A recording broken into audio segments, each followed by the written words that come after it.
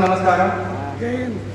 ఇక్కడికి వచ్చేసినట్టు పత్రికేయులకు నా బీసీ సోదరి మండలకు అందరికీ కూడా హృదయపూర్వక నమస్కారం తెలియజేసుకుంటూ ఈరోజు మనము బీసీ యొక్క చెట్టు నీడను ఉన్నాం.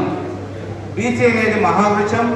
ఈ వృక్షం సమాజంలో ఉంటేనే ఇంతటి యొక్క మహోన్నతమైనటువంటి కార్యక్రమాలు చేస్తున్నటువంటి ఈ మహావృక్షాన్ని మనము చట్టసభలో తీర్మానం చేసే స్థలంలో కానీ ఈ చెట్టు మనం నాటగలిగితే ఈ చెట్టు అనేక రకమైనటువంటి పూలు, పండ్లు, ఫలాలు అన్నీ కూడా ఈ బీసీ సమాజానికి ఇవ్వగలుగుతుందని కూడా ఈ సందర్భంగా తెలియజేసుకుంటూ, ముఖ్యంగా చట్టసభలో మహిళలకు రిజర్వేషన్ కల్పించినప్పటికీ బీసీ రిజర్వేషన్ శాతం ఎంత అని తెలవలేదు.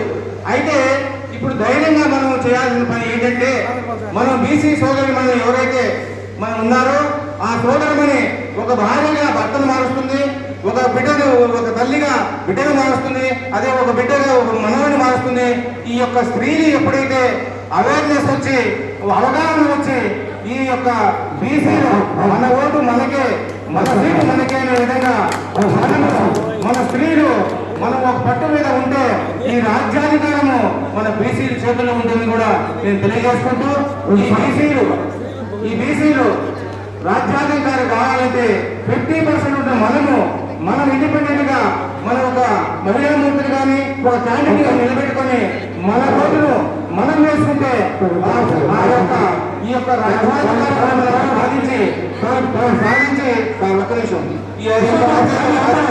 మనము విషయాన్ని సీఎం స్థానం తీసుకోబోతామని చెప్పేసి కూడా చేసి ఈ సందర్భంగా తెలియజేసుకుంటూ నమస్కారం.